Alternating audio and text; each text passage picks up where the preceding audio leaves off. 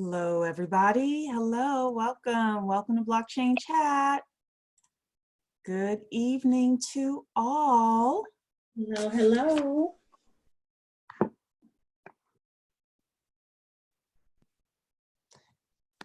We should have a great conversation tonight. A little bit different from what we're used to, but mix it up a little bit for everybody. Oh no, I think it's pretty timely. Yeah. It's very timely, very, very timely. Not necessarily blockchain based is what I meant by mixing it up a little bit, Right. but still timely. So we're going to give people a chance to come on in. In the meantime, I'm going to do my usual setup. So everybody take a moment and get your beverages, whatever type of beverage you'd like to have. Ms. Tawana, what is your beverage of choice this evening? I'm actually drinking ginger ale this evening. I know that's a little different for me, but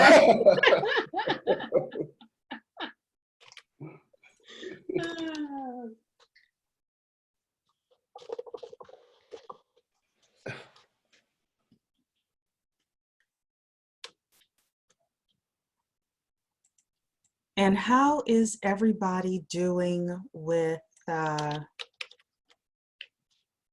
do you call it, sheltering in place and all of that? I don't know, Sheree. I mean, listen, all right, I'm not gonna be a big baby about it, but you know, I know for three of us, right? I don't know how you felt when the governor gave the whole wait a minute, June 10th. I'm kind of like, Originally it was June 30th. oh, was it? Yeah, it was originally June 30th. Then it was masked to June 10th. What's the deal with that? Like, I mean, I kind of feel like, dang, man, you know, because California, New York, and of course New York with the outbreak and that sort of thing, it seems like we got started late, did we? So now, like, but then it's like, I feel like we got hit in the penalty box. So that's how it feels like to me. Like, wait a minute, hold on. Like, I wasn't acting up. It's obeying. It's not me, I promise. I was where I was supposed to be. I feel the same way. It's like I did what I was supposed to do every day. But you know what? Remember, so some of you have brothers and sisters. I don't, but you know, you hang out with your cousins or whatever, and one of you did something, everybody was in trouble. We're all in trouble now. It did not matter. So we are just living in that system right now. good analogy. Yes, yes. So. I'm actually not like bad at home. I don't mind being Good home. for you. I'm really not, because I'm a homebody anyway. I do the traveling and all of that. That's my escape, but I love being in my space. So that part I'm doing fine with. The part I'm struggling with is the working from home part, because I'm working way harder from home than I do when I'm building. And so I'm really struggling with that, because I mean, my days are turning into like 11-hour days doing work. You know, my W2 job is what I like to call it. And I'm not used to that at all. So we know for sure it'll be at least another month. So what I have to do is get a schedule. I still haven't done that yet. And you guys told me I needed one. Yes, I will help you, Miss Tawana. I know we know all the tricks of working from home. Yes. This is my 10th year of being a remote worker. And today I had to do a presentation at my job about what are the things that you need to do in order to make this work, because I do have people on my team that really work in the office. And so for them, it is a hard transition. And I'm thinking like, this is a breeze for me. This is every day. Right. This is every day. Yeah. This is my normalcy. And so for me, I haven't experienced some of the trauma of having to change. Like people like, where's the VPN code and where do I click on it? And I can't see. We've had some issues with, you know, video cameras and people not looking like those stories have been hilarious. Things falling out and think we don't want to do that. So we have tried really, really hard. And so we had a nice little gathering today of people like, let's get you where you need to be. Yeah, let's do some etiquette. I got you. Right. Well, so I was listening to this podcast, and this woman, you know, works with small business owners, and she was talking about the fact that one of the things that's going to come out of this coronavirus is a lot more employers are going to say, you know what, we can start having people work from home. We can lessen our commercial real estate footprint and all of that. And as a result, one of the big businesses that's going to start really hitting home is working with companies who have like remote employees to teach like virtual etiquette and, you know, things like that.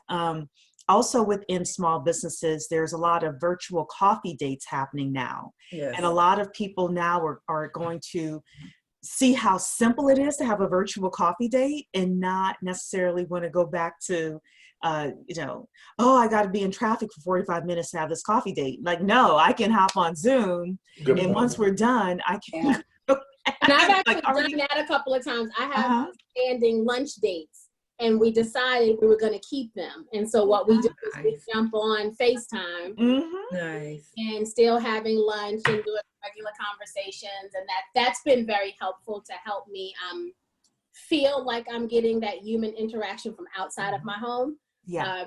And so that's been very, very helpful. Yeah. I will say though, I manage a very large staff, and they are doing amazing with it. Like, I was worried, but they're getting, productivity isn't down, it's actually up, which is very interesting. That's always the result of at home. I keep telling people that one of the very first things you'll see, again, this is the opposite, is that you work more when you're at home. That's true. You have to establish the boundary because it's there. It just kind of calls to you. You're too, oh, I could just check that email. Oh, I could just, and you keep doing that.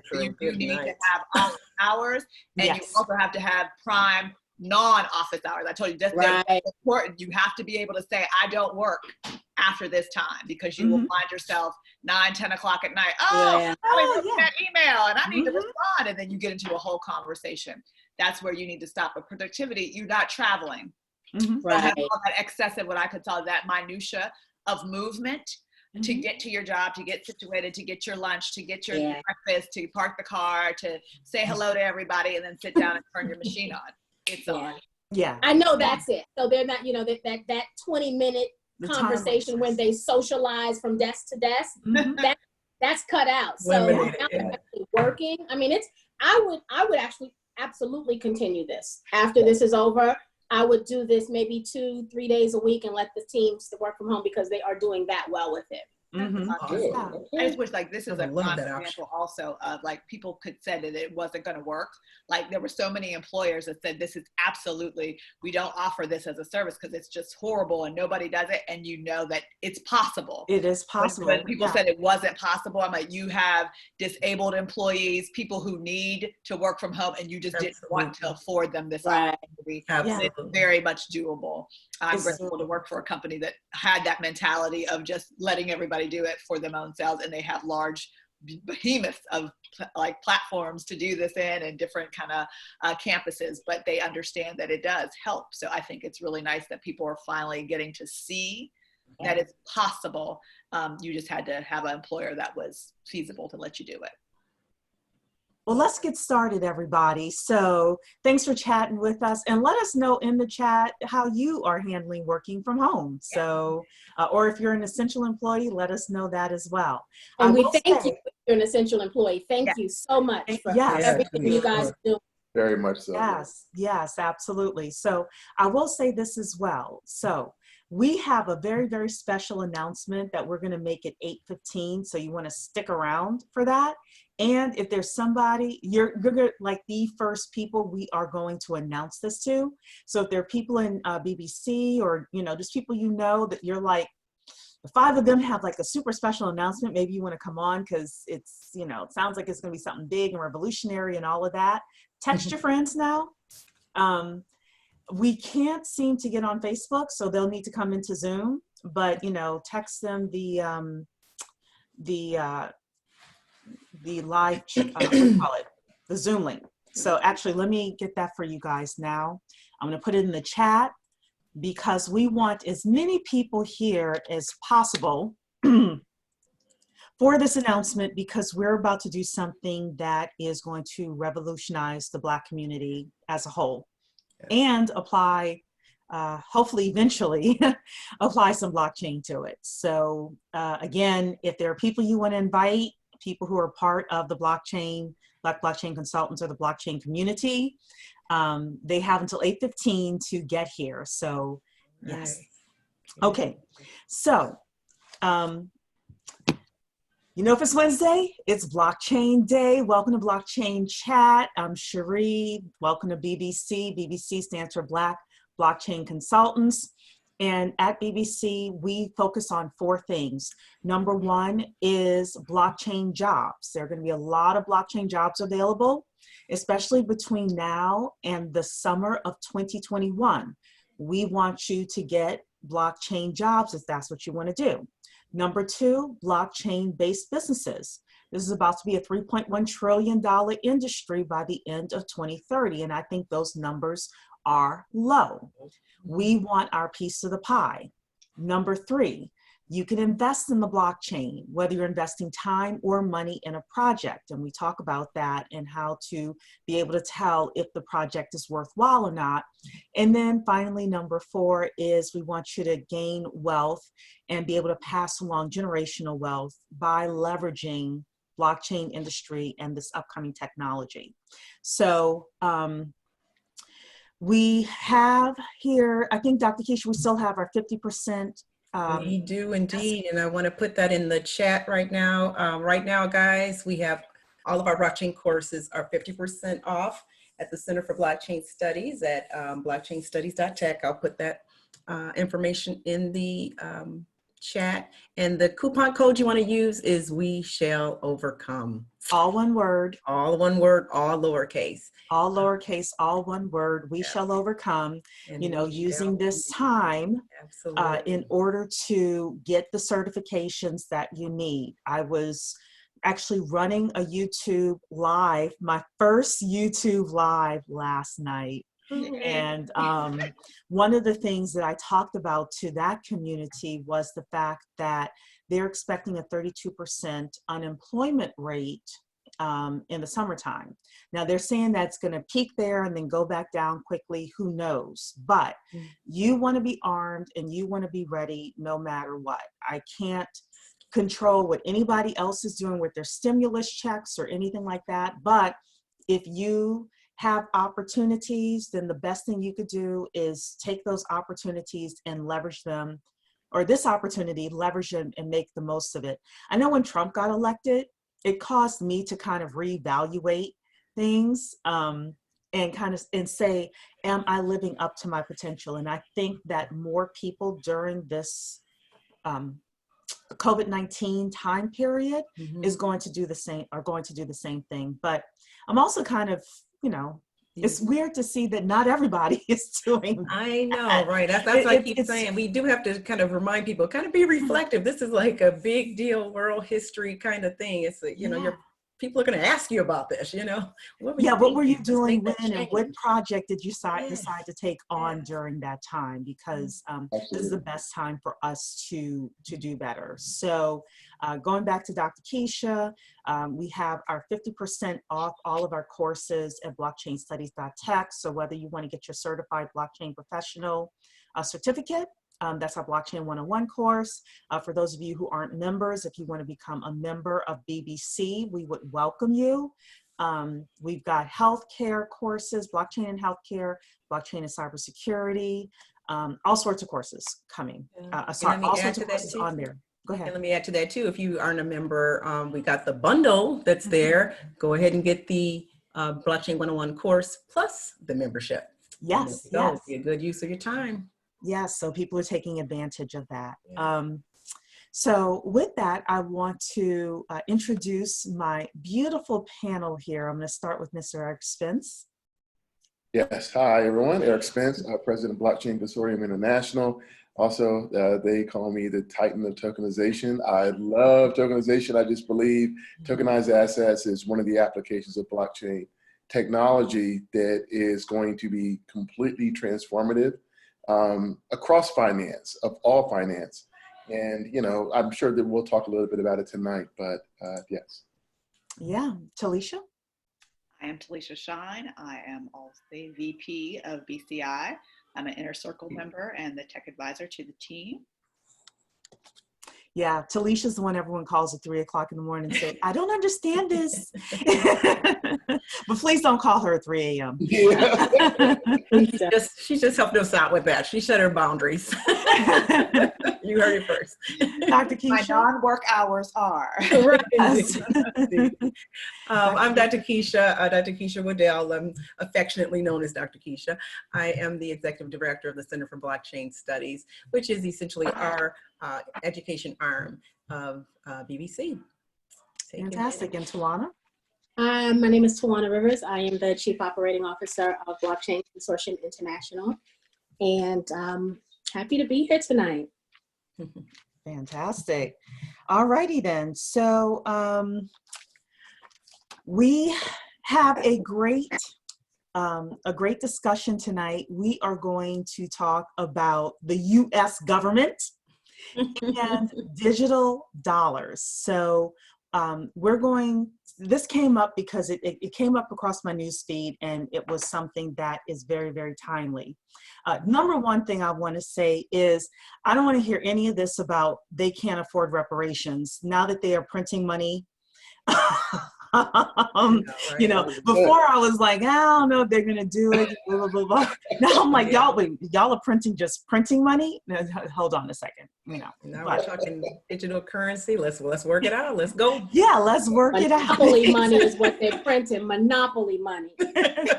Well, I will tell you this: there's no, like I said, the game, when it's played correctly, is valuable. When you're not playing monopoly money in the real world, doesn't work. Doesn't work. We are working with fiat already. That is nothing. So come on, we can make that is true. That is true. The other thing I will say is, if you want to get Black people on blockchain and crypto faster than anything, put their reparations check on the blockchain. Oh, so you got to get a wallet in order to download your reparations. All of us will have, not only that, we will know everything about blockchain. People will be doing streams on blockchain. TikToks and all kind of stuff. It'll be turned up. Everybody will be about it. You know what? We come up with some really good ideas on these things. That sounds really good. Yeah. Well, you know, I mean, look, I'm joking, but this is kind of the world that we live in now. So anyway, the story is, and we're going to go through a couple of articles tonight, is that digital dollars was in the very first draft of the stimulus bill. And people were lobbying for it and things like that. It ended up being stripped out for reasons that we'll discuss tonight. But I thought, I have two articles. I thought they were both extremely interesting. So we're going to talk about that tonight. And again, it's a very timely thing. So let's come here. Okay. So this is the very first article we have here, which is about the Overton window opens for the digital dollar. And this was on March 25th. So between March 25th and April 1st, everything changed, but that's okay. So legislation was introduced in US Congress, signaling the Overton window, which is a metric of what's politically feasible in favor of national digital currencies. So they're saying here that everyone wants into the digitization of the dollar payday, whether introduced out of sheer desperation as a genuine attempt to utilize instantaneous and transparent payment technologies, or as bill padding, as Maddie Greenspan, a digital asset researcher, wrote, CBDCs are rising up in the mainstream. In a few short days, CBDCs have gone from being fringe to getting support from US Senators like Sherrod Brown of Ohio, shout out to everybody who's in Ohio tonight, who has proposed digitizing the existing currency and keeping accounts for the public at the Fed. If the stimulus were delivered via digital assets, every American with internet access, a social security number, and proof of address could have the ability to access their stimulus, this person wrote. Now, I think this is interesting, especially for our community, because one of the issues that our community has with the voting has been the proof of address. So again, looking at these things from the lens of how it would positively affect our community and how it could potentially negatively affect our community as well. I'm going to keep going, and then I'll have the panel chime in. One possible impetus for the government's examination of digital currencies during this crisis is the much mistrusted Libra project, spearheaded by Facebook, but moving to decentralize. Coley said Libra is perfectly positioned to provide something like this, but if up and running, would require everyone to get a Facebook account. Okay, y'all see some of the scandal there? Mm-hmm. Okay, I'm going to keep going. Mm-hmm. Such a scaled back approach would be a first step towards crypto technologies being widely adopted. Now, one of the things that I will say, and Talisha, you can let me know, I was looking to see that there's a difference between digital dollars and crypto technology, right? Very much so. Okay, why don't you explain to everybody what the difference is? I think Dr. Keisha has actually put some information into the chat. But the difference between a cryptocurrency, again, is there's a series of things, how they are mined, first and foremost. A cryptocurrency is an algorithm that's produced, and therefore there's a definitive amount of it. It doesn't just go on indefinitely because, as we know, there is a start and a stop. Whereas this digital asset is truly just a digitized version of something that's physical. You will never have a physical denotation of a cryptocurrency. So Bitcoin, Litecoin, all of those are never going to have a physical representation, meaning that there's not going to be a dollar, a penny, any of those kind of things, where the digital asset does have a modicum of a response. So it has a dollar amount, it has a physical dollar, as well as a digital presence somewhere else. And again, you don't own the digital dollar, just like you don't own your dollars right now. Mm-hmm. And crypto, you own it. You can do whatever you want with it, and however you disperse it, that is the difference as well. So we have a true different approach, while they're the same in the sense that they are currency, meaning that they can be exchanged for valuable services. They are different in the sense of how and why they are used, who owns them, and their viability throughout the entire thing. Because again, most people are going to say, like, dollars are exchanged everywhere in the world. Maybe your cryptocurrency is not. A business does not have to accept either of them, but most likely, most of the businesses right now are not accepting cryptocurrency. Where this brings into case, if you got a stimulus check, a business, but since it's a tender issued by the government, would almost automatically have to accept this. Right. And they may not have the technology. Yeah. I'm saying they may not have the technology to accept that. Mm-hmm. They have the I'm saying they just like they don't have the acceptance of, of credit card readers. Some people say, oh, we don't accept credit cards here. We only accept cash. This would bring about the same problem here with this digital dollar. If they're not able to actually make that transaction, this would be a potential stopgap. And that's probably one of the reasons it's removed, is that the acceptability as well as the viability of getting, and we'll talk about that later, but that's the difference that we're looking at right here. Yeah, actually in the second article, that's going to go into a little bit of that. So the two articles we have tonight are very interesting. So thank you for that explanation. You're welcome. So there's a difference in Gorfein's mind between doing meaningful pilots versus a whole-scale implementation. It seems to me to be something that will take months, if not years, of thoughtful planning. Eric Turner, crypto data researcher, agreed. CBDCs aren't a question of if, but when. A dollar stimulus airdrop is the perfect test application, but we are at least a year away from the US building such a system. Okay, so that was part of the reason why they said no. Those that need it most are the ones that are unlikely to have or know how to use wallets. Additionally, a digital dollar could be a means of increasing government oversight over personal transactions. He reasoned that this would lead to asset seizure without warrants. Well, you could do that now anyway. I know, right? So that's the end of this article. I want to open it up to the panel. There's a lot of juicy stuff in here. We get attacked from the positive side as well as the negative side. So who wants to go first and kind of hammer at this thing? Well, I'll go negative first. So, like, you know, my main thing about this first is just the fact of this is another way for government surveillance, for them to track now every single one. I mean, every single transaction, anytime you spend your money on anything, they can track that.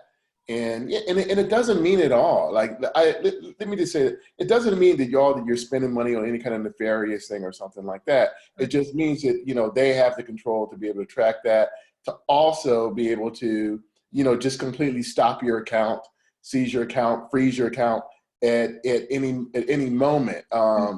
Very difficult to do that with cash. You know, also, let's just be honest, when we're, you know, Talisha brought up cryptocurrency and the difference with that. You know, one of those too with Bitcoin is its censorship resistance. If I own my private keys, I own that. So no one can go in and take that. Yeah, you could even take, you know, the device of my hardware wallet, you know, and take that. But still, if I own the private keys, I can go set up a new wallet, use that private key, and then gain access to my Bitcoin again. You know, this is a complete reversal. Now, I do believe kind of what, you know, Eric Turner is saying from Masari. This is not just an if, this is a when. I do believe that they are going there. And also, let me just say something too. You know, it's kind of strange now that we're kind of at this point where we have a virus that's moving very mysteriously through, you know, just throughout the world itself, where, you know, people are saying, hey, I was wearing gloves, I was wearing a mask, that sort of thing, and I'm catching it, and then we're kind of finding out, oh, it can be on this surface for this long, and that sort of thing. Well, let's be honest. You know, this thing, I'm pretty sure that's a carrier, you know, of it, right?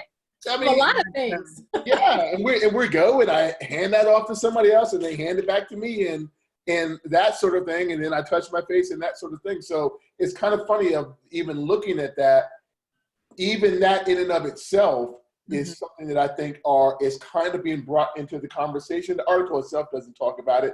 Obviously, this is something that the government's been thinking about. We know government moves very, very, very slow. Right. It's something that they've been thinking about for at least a couple years or longer, you know.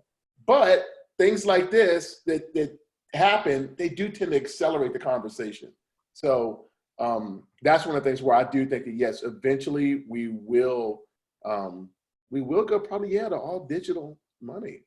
Yeah. I want to go a middle ground with it, guys. How about the fact that things are already digital? I was looking up some facts, and 90% of the US dollars have no physical existence already. It's purely digital anyway, already. And then worldwide, there is the fact that only 8% of currency exists as physical cash anyway. You know, once you put your money in the bank, you know, what we're doing is doing a lot of transactions between the banks and stuff like that. And it's not physical money, it's digital, you know, transacting, you know, on their existing ledgers and their, you know, existing legacy systems and things like that. So I don't think that we'll, you know, ever just go fully digital, because we already are in a situation where we're digital with our ATM cards. We got our cash apps, we have cash, and they all actually have use cases. You know, it's so much easier to you know, use $1 at the fair as opposed to, you know, or, you know, just find a card like you were just talking about, Talisha. Not everybody even has a electronic situation. You know, if I'm a vendor or something selling my t-shirts on the street or something, it's great. Cash App is an option. That's cool. You can do that like we're doing right now. So it's not a huge jump at all. The big issue with us and our ecosystem is our whole thing is blockchain. This is entirely a situation that is what blockchain and Bitcoin is trying to avoid, is that centralized situation, Yeah. you know, which you've already spoken to already. So, you know, just having this digital twin of the physical dollar is essentially what we're dealing with here. So it's still government controlled and it's all those kinds of things. So yeah, so I'm kind of in the middle as well. So, you know, that whole government control thing, I struggle with anything. I will say though, and I'm going to try to contain my feelings about the stimulus bill. So I'll kind of keep that separate because that wasn't in your article. I'm gonna try. But I, you know, since this was passed, it would have been nice for people to get their money faster. Mm-hmm. And so a digital solution, and from that standpoint, would have been nice. I agree. Since it was passed. I will say though, that a solution like this could also be the bridge to mass adoption, because even though it's different than cryptocurrency, people will see it in the same light, and it's a perfect bridge over to that ultimate goal we're all looking for and hoping for, is mass adoption. And I do think one day, Dr. Keisha, we will be digital. When I think of places like China and how they utilize that WeChat app, now again, it's all monitored, it's all controlled somewhere, but they use that WeChat app to do everything, right? It's their social media, it's their debit card, it's everything. Mm-hmm. And it's everyday common life for them. Yeah. And so I do see us eventually, maybe not in our lifetime, but maybe in our children's or our grandchildren's lifetime, it will all be digital. I do agree. So I will add a 1 second. I just want to make this point really quickly, because everybody made the same point, and I think it's great. I was going to say all of the things are based and contingent upon one thing, and this is the one thing we don't have. We don't have the infrastructure. Mm-hmm. Oh, so the infrastructure is the main component of this, because again, the target demographic for that stimulus bill was individuals who made $75,000 or less. Mm-hmm. That means rural communities, strong urban communities that lack the resources, the education, the internet access, all of those things that would make that plausible for them. They're the most unbanked individuals. Mm-hmm. So having a solution that incorporated a bank wouldn't work immediately because they don't have a bank account. Good point. Very good point. The only thing, right? We're talking about how to get this from mass adoption. We always talk about the unbankable. Libra made a big push of all these unbankable. That's the whole reason we're trying to get away from the bank. This solution is tied directly to the bank. So it didn't work at all. Like it's a fail on the first line. It's like, I'm trying to give you digital dollars to your bank account. Stop right there. Stop right there. It's like, okay, yeah, I don't have a bank account. So they lost the whole thing from there. And that's why you have to begin with the end in mind. You have to. Were they trying to? I thought they were trying to get it based on an email address, internet, email address, and right. And that's, like I said, all those people that would have to have all of those things. You have to have an internet connection. You have to have a social security number and proof of address. And you have to be able to get that to them electronically. And you would need to have a wallet. You would need internet connection, right? So internet connection. If you had a phone, because most people can't pay their bill for their phone. Mm-hmm. I would say I see a lot of fancier phones than mine with people who I'm saying like rural America. It's like the people, again, just the things that we talk about all the time. The unbankable don't always have these resources. These things, all of these available. Things. Like Cherie just brought up, our voting rights are always tied to our proof of address, and we have this discussion every 4 years. Every up that you don't have the correct information, or you couldn't get the information to them. Like, oh, we need it in a digital format, and we needed you to go fill out this form. I can't fill out that form because it's only online. It's that cyclical thing. So that the assets that they ask for are hard to come by, which again, most people, like I said, that I think the target demographic may or may not have that issue to receive the funds, because they would most likely need them. And so let me I'm sorry, Tawana, let me then say that it seems like in order to get there, the digital identities need to be in place first. Well, the infrastructure needs to be in place. The infrastructure, then the digital identities, and then you're able to do, because what I was honestly thinking about this was the government is going to be sending checks to a lot of people, right? And there are people that move like every single day in this country. Checks are going to be going to the wrong addresses. And now you have people trying to send forms into the IRS where the IRS building is closed, like physical forms trying to say, my address has changed. You know, it's the chaos that's about to be ensued with this thing is going to be crazy. And as somebody who comes from New Orleans, I wasn't in New Orleans when Katrina happened. I had an uncle who was there. But you had all of these people who were dispersed to various cities across the country, and they were supposed to get, you know, stimulus. Right. And it was like impossible because, well, where I don't have my identification. I was on a roof. Right. I don't have an address now because it's gone. No address. Exactly. I mean, my uncle, honestly, he walked 2 days to the Superdome, like no kidding, you know, and now you want a what from him, right? Exactly. So what I'm seeing this as is, I think that a part of this is going to be, they are going to have to do this in phases, and it probably will be some sort of a natural disaster or something like that really kicks this thing off. At least that's just what I'm seeing. Yeah. I also see that there's a lot of job opportunities in the government for something like this, as well as in private practice, being a government contractor to offer solutions, whether it's on the infrastructure base, like Talisha's been talking about, or in the digital identity that I brought up, or the digital dollars themselves. We always talk about blockchain jobs and blockchain-based businesses. The education that's going to be needed to bring this to the urban community. 52% of Black people live in rural areas, so we're all not living in the inner city, but you got to educate those people as well. And the way that you educate a rural Black person in Alabama is different from how you educate a Chicago teenager about this. You know, so what I'm trying to do is bring it back to the economics of blockchain for us, and see some of the opportunities that are going to be available. The final comment that I had written on my sheet here, which is about Big Brother Facebook. Big Brother Facebook is trying to put its foot in this thing as much as they can. They are seeing a big opportunity here.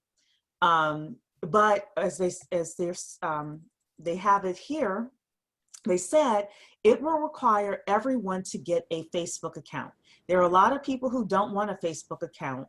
And once you have a Facebook account, Facebook tracks everything that you do. You put a picture up, you put anything up, they own it. And big data is where the world is going to. Your data is your gold, as we've been saying. So Facebook and their lobbyists are really, really making a play for this thing. And it's not going to be decentralized if they get their hands, it's not going to be decentralized anyway, but especially if they get their hands on it. So they want to be the WeChat model for the US. That's what they want to be. Right. And now here we have the government jumping in, you know, with their competitive payment system, you know, against private sector alternatives. So, you know, there you go. You know what? The government, you know. You know what? Can I tell you a kind of slightly comical, indirect, thing that happens with it? Sure. Rap videos would never be the same after this. Like, what do you mean? Are you gonna make it rain? No, yeah. Now. I'm gonna make a Cash App. I'm about to say, you know, the Cash App has the audio to it, you know, that ching sound. So everything's gonna be a notification. No, it's comical as that it is. Let me tell you another side of this too. I wonder if kind of some of the petty crime that kind of happens, keeping cash, that gets affected And I goes, bet it does. It eliminates it. I mean, if I It don't becomes more have high-tech. cash Right. and my digital currency of whatever it is, you can't get to, right? Because it's Right. not as easy as swiping a card.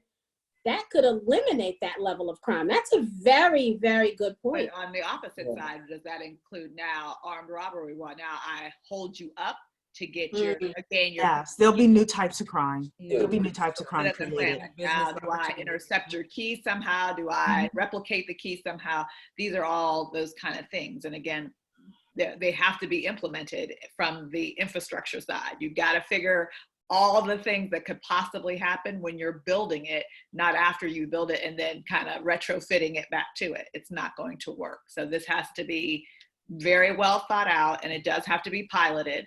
It has to be tested under extreme circumstances and in different ways, because like I said, this is not a one type solution. It has to have multi-layers, because we're dealing with the true diaspora of the United States and all that comes with.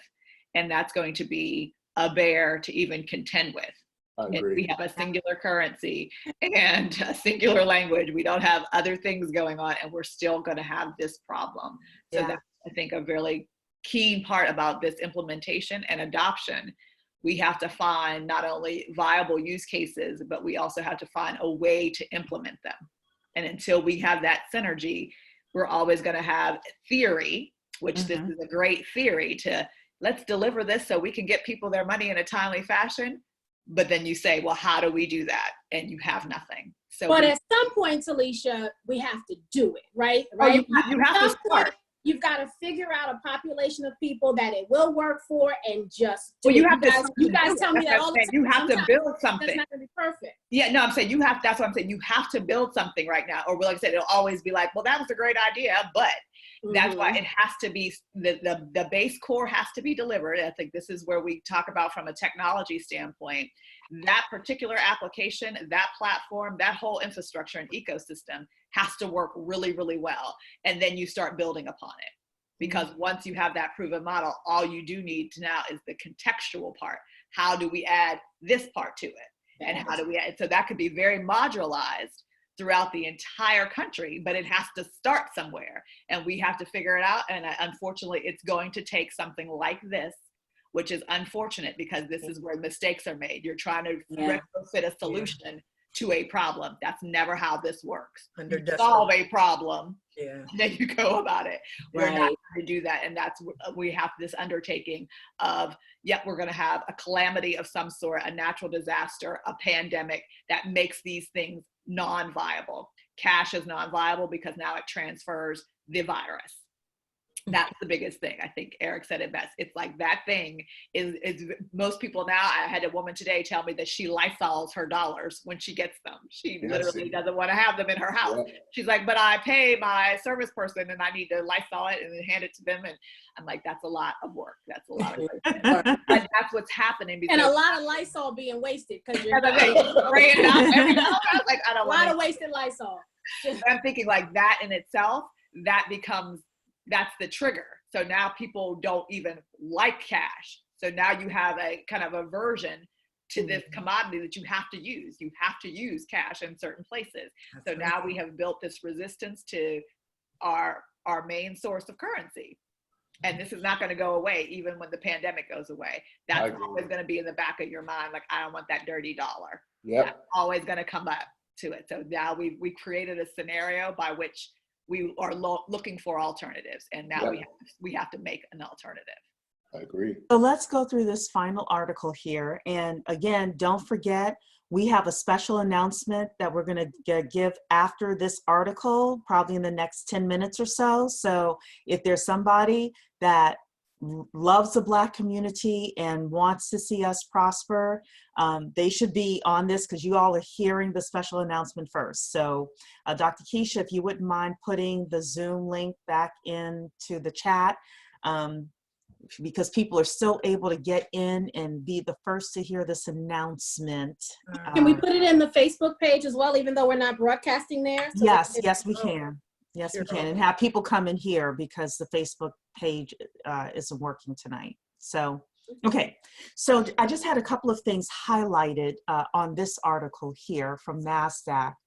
The Treasury Department is going to send checks to every citizen of the country, but this approach has significant shortcomings and the government needs to adopt a more innovative alternative.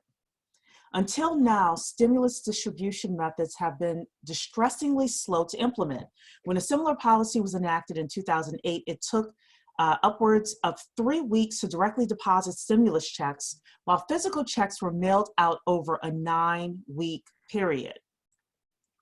Using a concept like digital dollars, stimulus funds could potentially be sent instantly and directly to the mobile phone or email address of every person in the country safely and securely. Digital dollars don't require access to a bank account, thus helping improve financial inclusion by addressing the needs of millions of Americans that remain unbanked, according to the FDIC. People tend to have, this is a part that I thought was interesting in this article. People tend to save or hoard money instead of spending it. Although understandable, such behaviors reduce what economists call the velocity of money. Conventional wisdom suggests money velocity cannot be influenced, but recent technological advancements in money could shatter this myth for the good of society. The programmable nature of technology platforms used to power digital dollars could be deployed to influence velocity by incentivizing consumer consumption in 2 ways. So in other words, they want you to spend money. They don't want you to take this $1,200 stimulus check and hoard it, Correct. which is what a certain percentage of people will do. They want you to spend this money in order to get the economy moving. This is monetary policy here, okay? So they're saying here they want to incentivize the velocity of money in 2 ways. First, consumers could receive cash back on digital dollar purchases. The more digital dollars they spend at local merchants, the more they get back.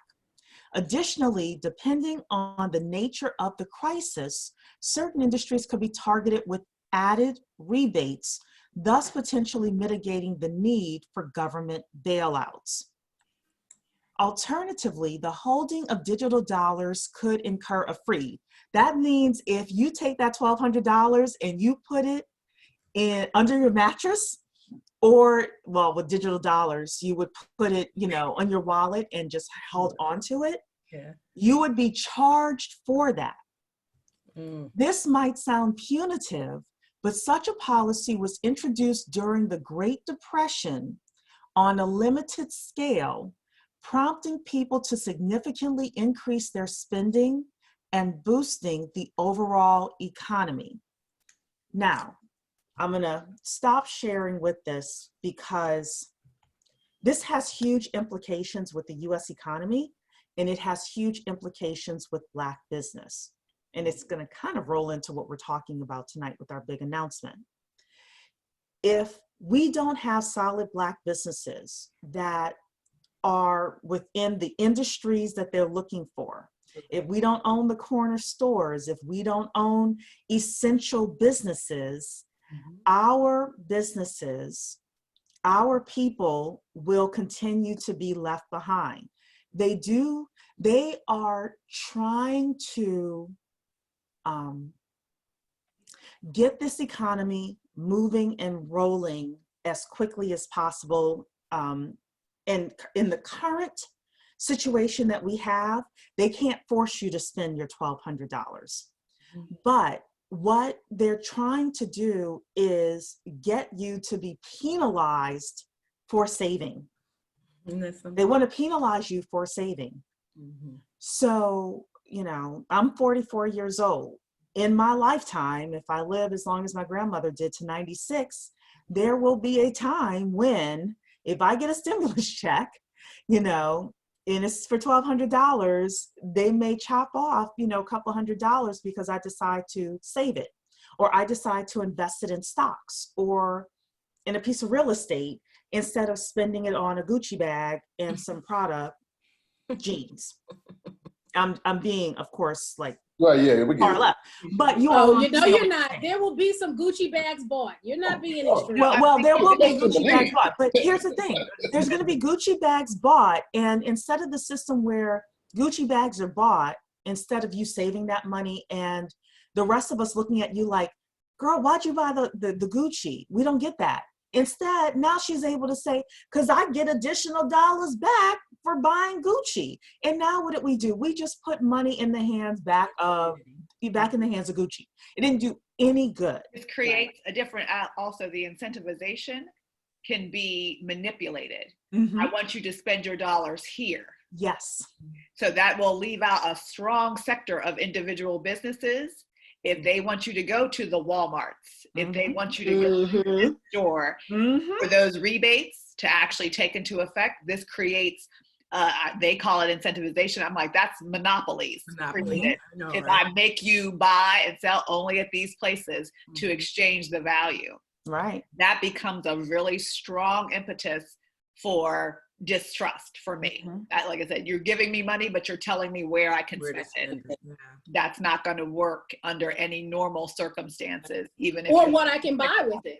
Or if they start to mandate what you can actually buy with it. Yeah, like I said, now it becomes, again, I can only buy necessities with this, or I can only buy, we're moving back to that EPT kind of thing. You can only buy this with that.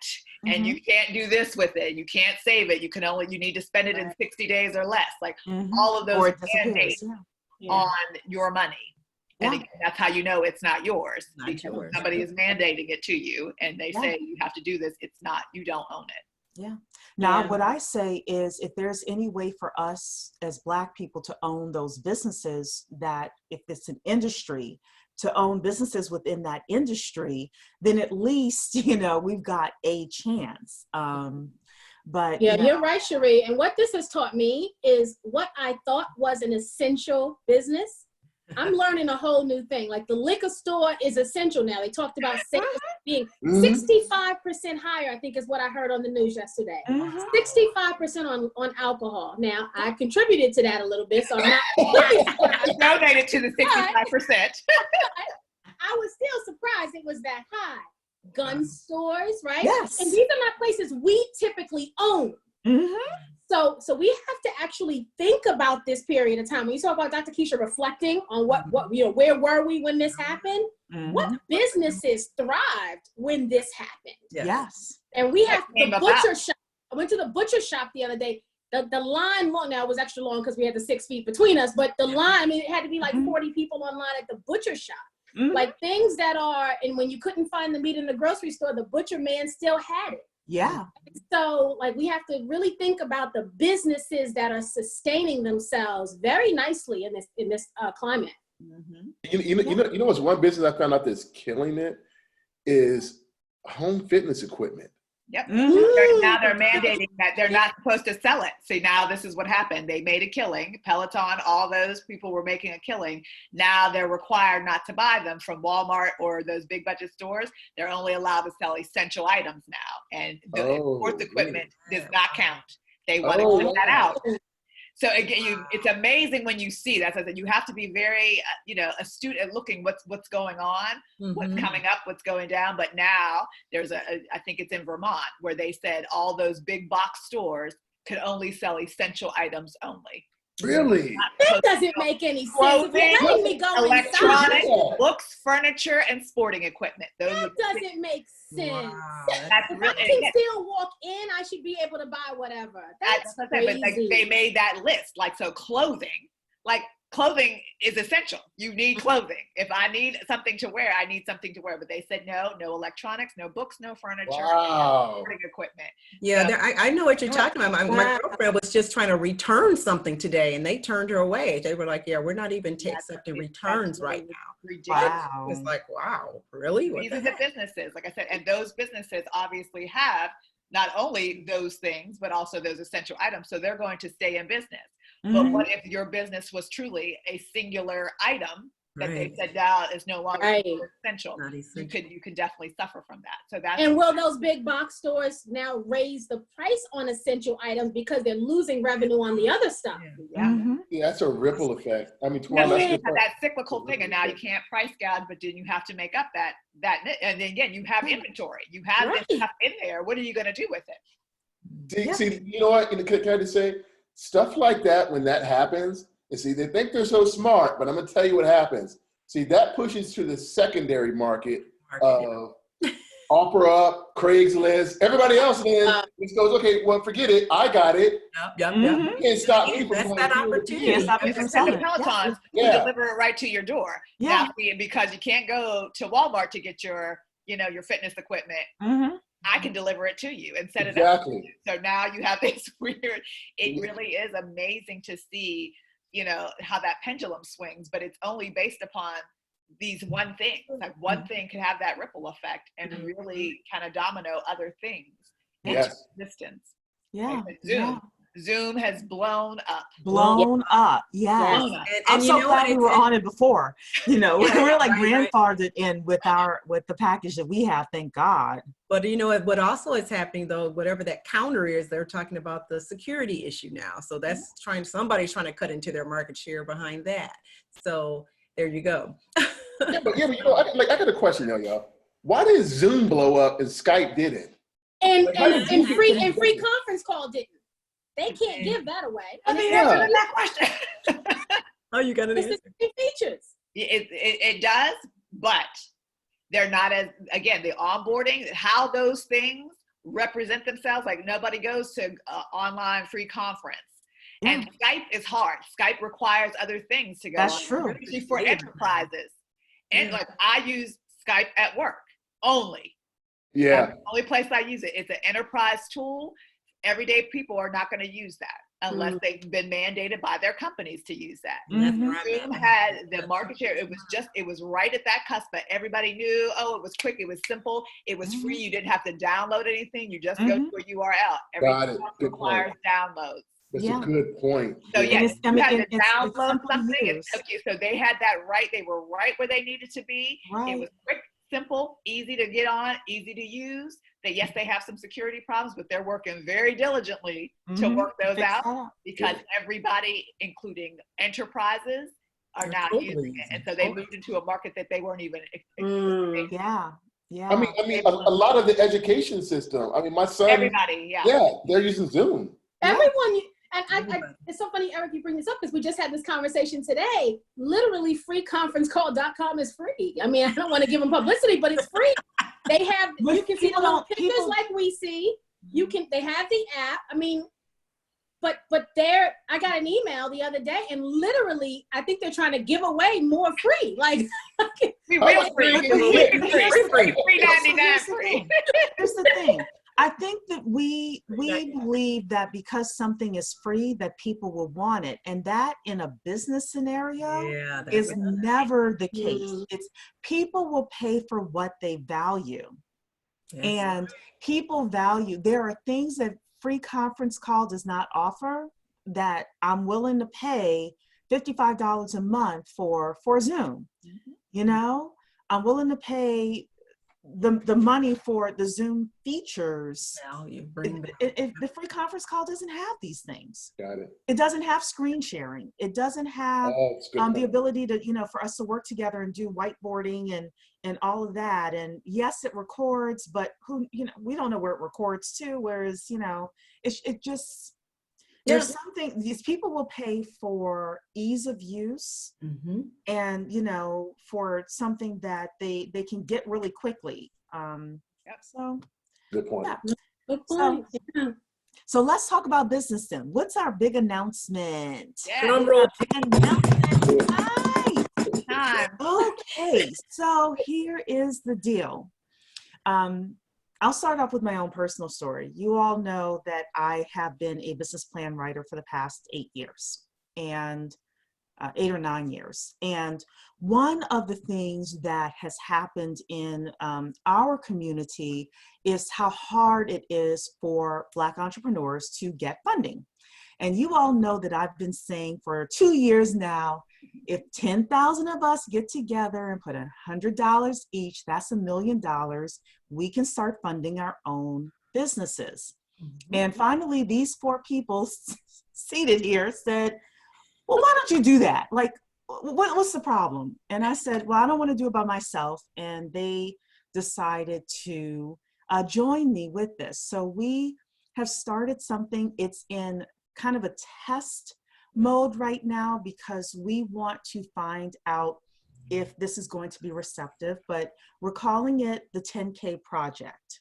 And let me do a screen share with you to show you what we have. So if you go to, Dr. Keisha's putting the link in the chat right now. Okay.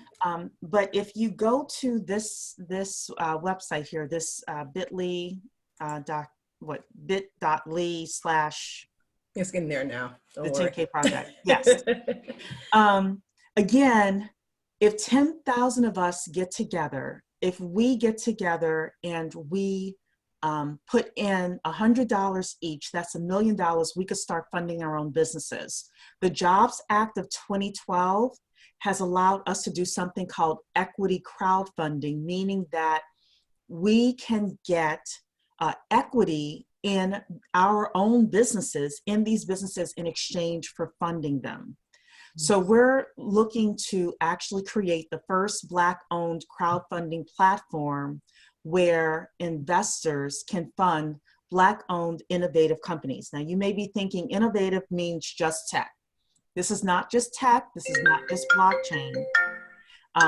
You can have an innovative company in beauty, in skincare, in men's health, all sorts of things. So we're looking for innovative companies, whether they're products or services, in order to fund. Let's see here.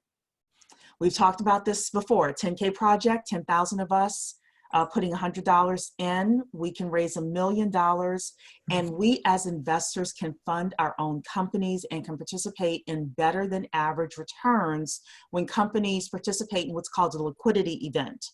Traditional VCs, and this has been proven in a Morgan Stanley report, so we wrote an ebook about this. Traditional VCs, they stay away from Black companies. They stay away from Black-owned businesses. However, we're starting to see the success of Dawn Dixon, for example, at Popcom. We're starting to see the success of Vanessa Braxton. We believe that the traditional VCs' loss and the traditional angel investors' loss is our gain. We're also seeing where there are all sorts of Black wealth Facebook groups, Instagram groups, etc. And not everybody has thousands of dollars to put into a company. But there are a lot of us that if we saw a great company, if a great Black-owned company was introduced to us, we would be willing to put $100 into that company in order to see it grow, again, in exchange for equity for that business. So over the next month, the month of April, we're looking for at least 100 people to fill out this survey. So if you come down to the bottom here, we want people to complete the survey. You hit continue, and there's a whole bunch of things that you would complete. And what we're looking for from this is, number one is an interest level from both investors and entrepreneurs.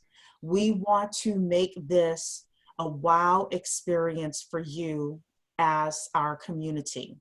We want this to be a real community of people who thrive, businesses who thrive, and investors who thrive.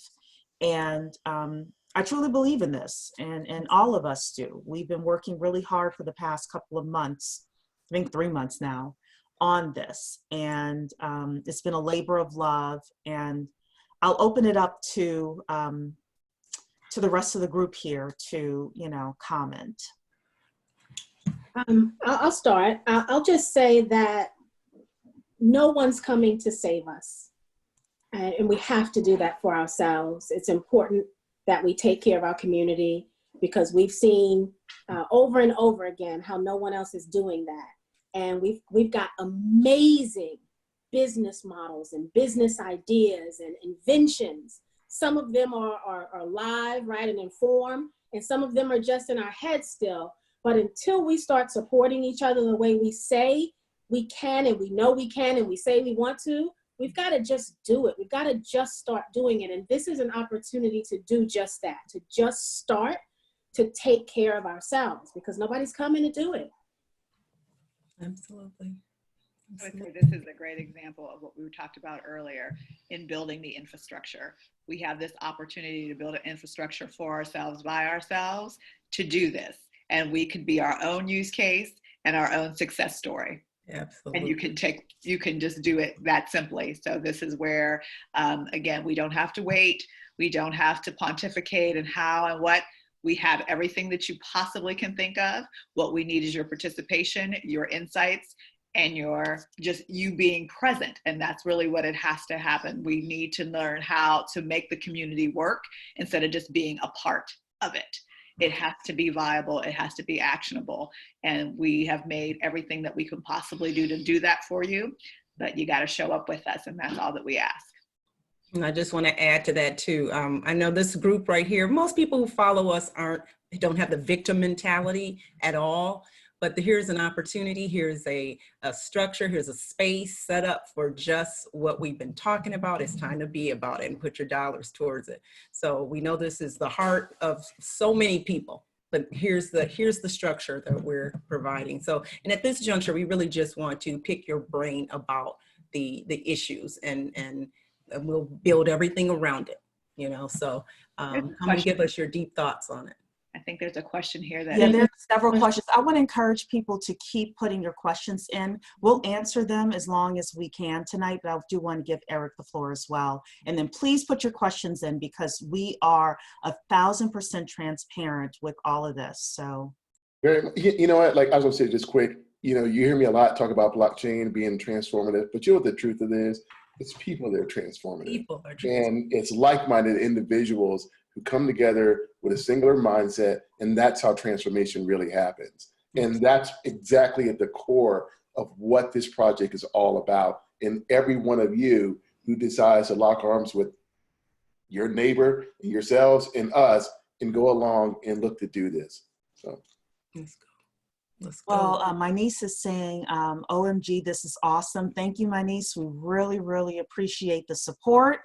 One of the best things that you can do for us is not only to complete the survey yourself, but ask 1 or 2 people who you think would also be receptive to this, to also complete the survey. One of the things that we're consciously not doing is going out and blasting a whole bunch of advertising for this. We want to find the strong, mighty few. I did some research, and there are about 10.8 million Black people in the United States who, from an economic point of view, would be ideal for the 10K project. 10.8 million. But we know from an economic point of view and from a mental point of view, is totally different. So, so we're looking for people who would be receptive to this, so that we can make sure we're building the community in a way that is going to work for all of us. Right. Rosalind is also saying, I think this is awesome. Thank you so much. My niece is saying, I love our community and I would do anything to see them thrive. But we can use help, my niece. So please reach out to Tawana. She has a list of things that we need help with. So she's also saying this is a great initiative. Talisha should be a pastor. So no. Amen.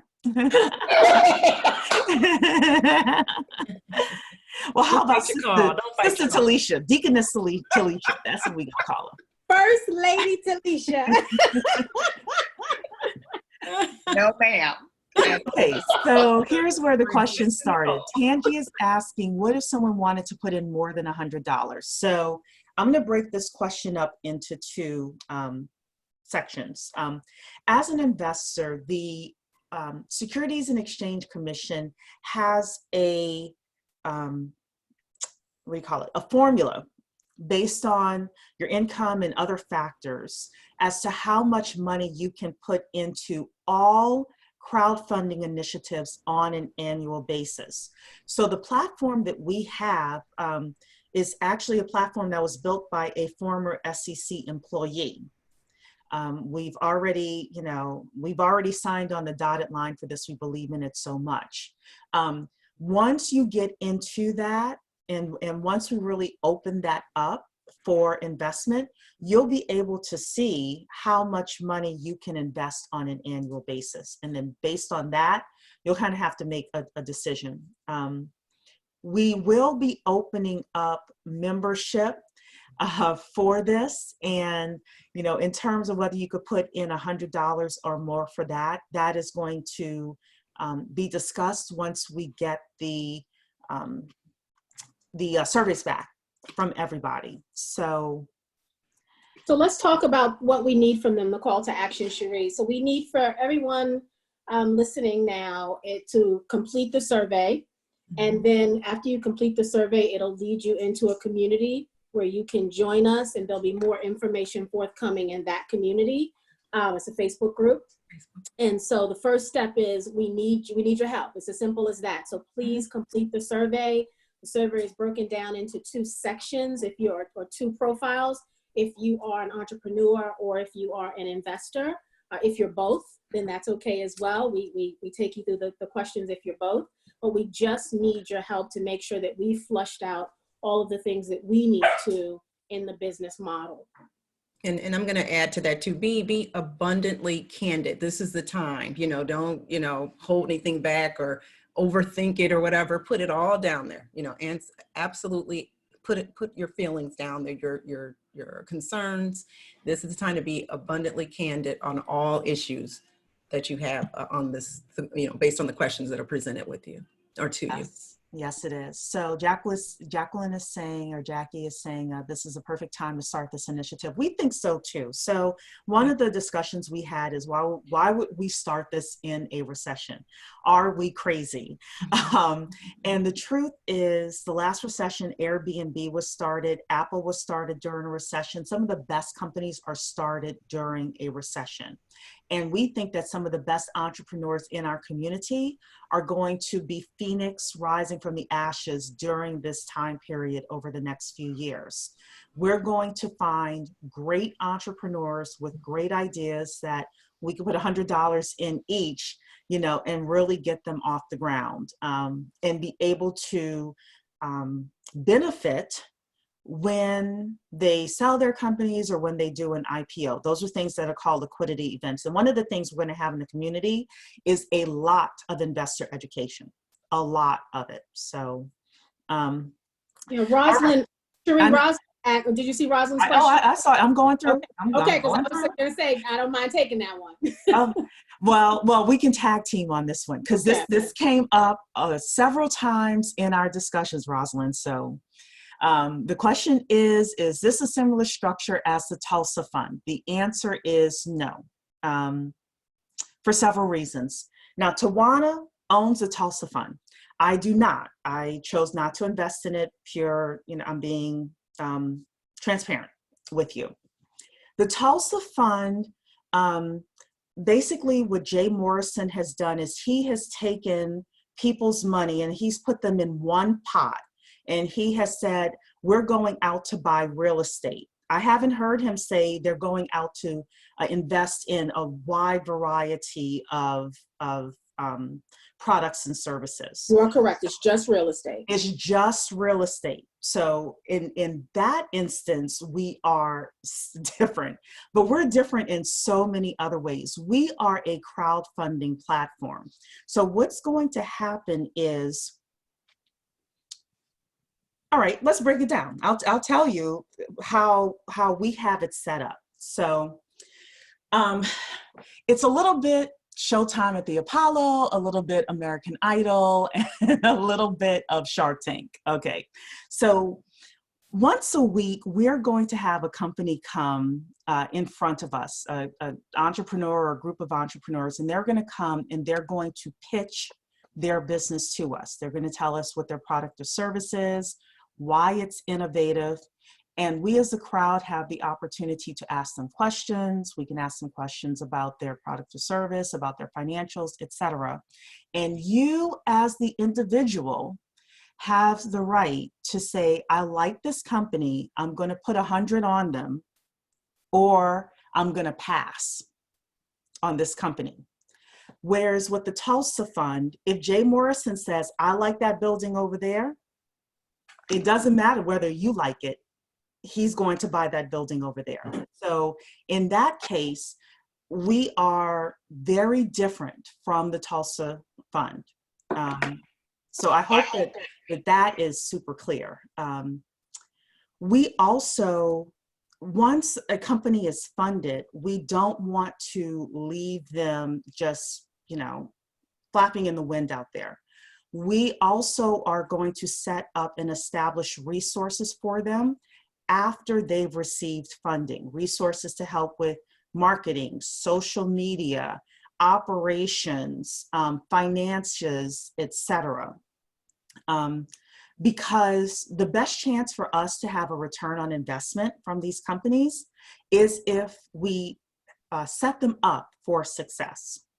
So again, in our ebook, once you're introduced to our ebook, you'll read through like a lot of our plan with regards to this. And I'm gonna toss it over to Tawana because she is a member of the Tulsa Fund, and you're on mute. So.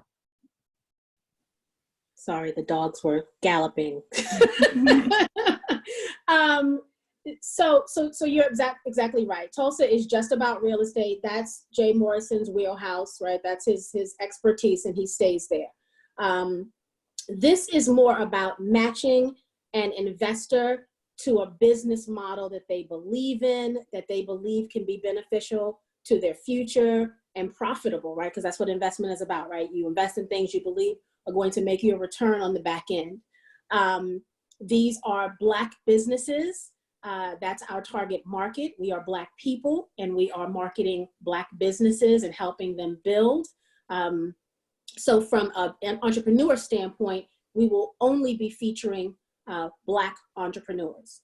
From an investor standpoint, we strongly encourage all Black people. How many you say was 10.8 million of them? 10.8 million. We encourage all 10.8 million to join this platform. Now, from the investor standpoint, we can't turn people away, right? Mm-hmm. As the SEC won't allow that. And so from an investor standpoint, there may be other people who are investing in these businesses, which is the main reason we have to tell everyone we know about this. Because what happens is most of the things we learn word of mouth within our circle, right? Mm-hmm. Oftentimes our circle look like us, right? They like the things we like. They go to the places we like. And so when we let this get outside of our circle, then it starts to look a little differently. So that's one of the reasons why we have to spread this word, right? And we have to spread it to people who look like us and who need that leg up like we need as a community. Because the goal is to match Black entrepreneurs with Black investors to build Black business and Black economy so that our children's children. I read an article, it was talking about Beyonce and Jay-Z and how everything they do is about, every decision they make is about their children's children. And they took it to that many children level deep. And it blew me away because I'm just still trying to take care of my kid, right? You know, like I didn't even trying to put one in college now. Yeah, my brain is not even going to his kid and his kid's kids. I'm just still on level one. But we have to start looking at things the way other communities look at things. And sometimes other communities are people with money, right? People with a lot of money, an abundance of money. But we have to start thinking like they think so that when that comes, we're already prepared. And so the best way to think about this is we are matching the Black entrepreneur with the Black investor so that we can build the Black economy. That's right. So that our children's children cannot have to want for anything or worry about anything, so that they don't need a $1,200 stimulus check because they're good. All of those things, we have to start thinking about those things. And this is a way we can do that. I'm watching in this climate we're in, and I'm in a few entrepreneurial business groups, and I'm hearing some of the struggles they're having. And I've been wanting to say, oh, we're going to come, you know, we got a solution for you, but we can't talk about it yet, you know. But we've got a solution for those businesses who just can't seem to make it. And when Cherie, she was very modest when she was talking about some of the things we're going to offer, but think of all things business development. We're going to hook them up with people who can help them scale their business in the way that they've not been able to do. And so, you know, this is an amazing idea. I'm so glad Cherie trusted us enough over these last few years to talk about it with us. And I know for all of you guys who follow her, she drops these gems on us week after week after week. And you guys don't hear half of it because we talk almost every day. And so she's dropping gems. My head is like blown with all the gems. And she's so open and free with the advice that she gives. And, you know, sometimes when you just hear something over and over again, you know, we got to stop talking about this one and actually do something with this one. You know, some of them she can give away to the universe, but this one, we need to roll this one back in and do something with it. So Cherie, you know, thank you to you for trusting us all the time, sharing this information, because this one will transform our community. I agree. Eric, you want to say something else? Like, I'm in your back like your hype man when you're talking. My job is just to nod. Amen. Amen. So I want to go back to children here for a second. One of the things that I saw within Shark Tank, and one of the things that I think is going to happen with this, is our kids are going to be inspired. We want to have something so inspirational that your kids are running to the computer screen every week to sit with you, to look at the pitch of the week and say, Mom, Dad, Grandma, Grandpa, whomever, can we, I like that. Can we invest in that? Or, you know, or they begin to see themselves in the people that are on the screen and say, I can do that too. Or they're going to be introduced to new careers or new, new interests that, you know, you would have never thought of, and they would have never thought of. I was telling the others the story, again, business plan writer. One of the things that give me the most joy is I had a client who created a barbecue sauce for diabetics. And he was moderately successful, but he was working to get his sauce in more stores. And walking through the aisles and seeing his sauce on the shelf, I'm telling you, there is no joy. There's no way to explain it. I had another client who opened up a restaurant. And again, I wrote the business plan for him. He opened up the restaurant, sitting in his restaurant, going from, I remember when you came to my office and this was just a dream, to sitting in here having a meal. Like, it was Sunday, it was brunch, and packed.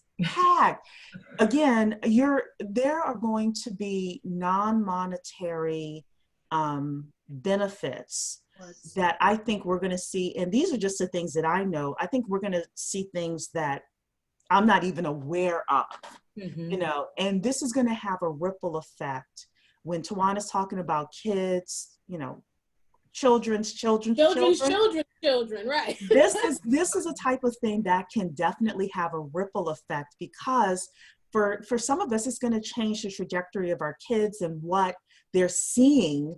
And what they're seeing is possible. It's going to inspire them to dream. Yes. Just think about that. Think about, you know, being able, like you said, sitting with mom or dad or whoever, watching this pitch and saying, man, that like you can make that, like that's a thing. Like, I get to make something, create something, and people will help me. I mean, it's going to be huge. And so for so many reasons.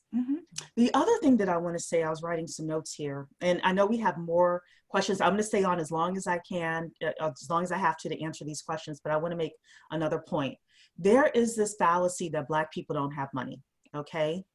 One of the stats that's out there is that the Black church gets $14 billion a year.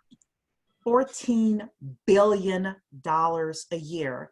And yet, where is the funding for our businesses?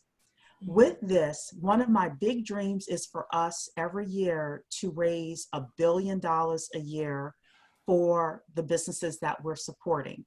Imagine if we're putting $1 billion into these various companies, what we can do. So we don't even have to do to collect as much money as the Black church, you know, in order for us to really push the community forward. There are only about 50 Black women who have ever raised more than $1 million. Only 50. Imagine if we could do that every year. Right, right. That's the type of thing that we're really looking at here. So let's continue reading on, unless somebody else had something else. Okay, Lorna is saying, as probably the oldest member of this group, I'm proud to be among such dynamic individuals. You guys rock. Thank you, Lorna. My niece is saying, I have recommended specific Black people to our BCI and BBC site. Thank you. So people are saying they love the idea. Thank you for the explanation about the Tulsa Real Estate Fund. Okay, I will pass on my Prada shoes and fund this company. I get it. Thanks for the clarification. I'm all in. Yes, the Prada shoes and the Gucci and all of that. Yeah, we can put that off to the side. Rosalyn is saying she'll definitely complete the survey and share it with others. Thank you. We really appreciate that. The best thing for us is for you to share it with 1 to 2 people. That will help us tremendously. One of your previous guests a few weeks ago was talking about funding businesses, and I asked the question then about being an investor. So this is right on time. Yeah. So those were all of the questions that we had. Does anybody else have anything else to say? Actually, let's just go around the table and do any final comments. I'm going to start with Tawana here.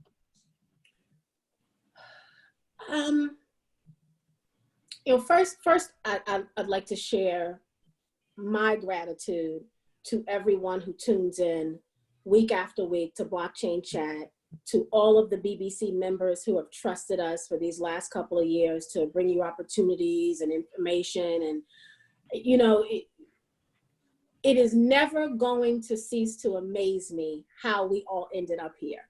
You know, that to me is the driving force behind so much that I do in my life, because I know that so many things are just ordained by a higher power, just how we all, and whoever that higher power is that you believe in, or what, the universe, all of that matters. And but I know the fact that we are all here together is only of something bigger than us. And so I just know that together we can make a difference. We've done it on such a small scale here. And I just think about the difference we can make to the broader and for the broader community of people who look like us and who have experiences like us and who have challenges like us. And I just really believe we're not going to get it out in the world. Because the world it's not designed to lift us up in the way we're trying to lift us up. You know, there are some of us who get through and we get better opportunities than others, but I'm talking about as a whole entire community. And that just doesn't happen. It hasn't happened yet. I'm 50 years old. I've not seen it. So if someone has a model that's working, tag me in it. I want to be a part of that community. But I just know that this is truly transformative. I think it will absolutely be. And we just have to believe in each other. We have to take care of each other, because as I stated before, no one is coming to save us. Absolutely. The truth. Dr. Keisha? I just really want to echo the whole spiritual piece on it. I mean, guys, we are born at such a time as this. This is a absolutely transformative, disruptive time. And then we've got this tremendous opportunity that is going to also fit right in there and disrupt all of the complaints and the criticisms that we have. This is it. This is our opportunity to be a part of something really huge that's going to make a tremendous impact, like we've just talked about, beyond ourselves. It's going to have a ripple effect that we know not of at this point. But let's go. Let's do it. Yeah. Talisha? I've always been the tech advocate. As I always say, tech is a great equalizer. But the only way you can actually leverage tech is by giving the opportunity. And that's the people power. You can't do it without that. And so I always say it's the last piece, but it's the most important piece in the sense that we can do a lot of things with tech, and we have taken a technical solution and made it more humane. We're using and leveraging all that we have for the betterment of our communities.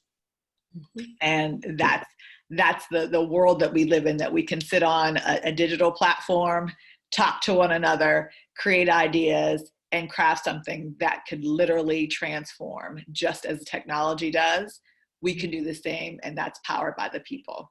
And that's what we intend to do at this point. Eric?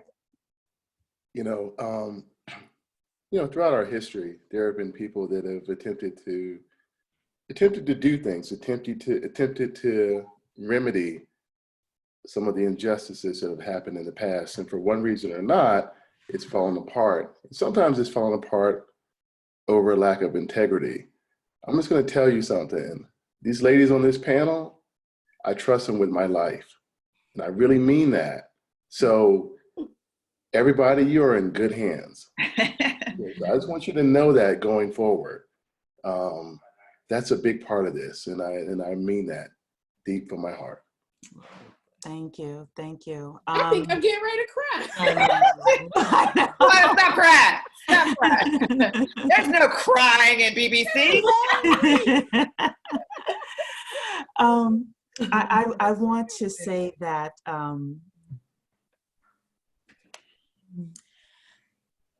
we get certain moments in life where we can go left or right, like it's a fork in the road.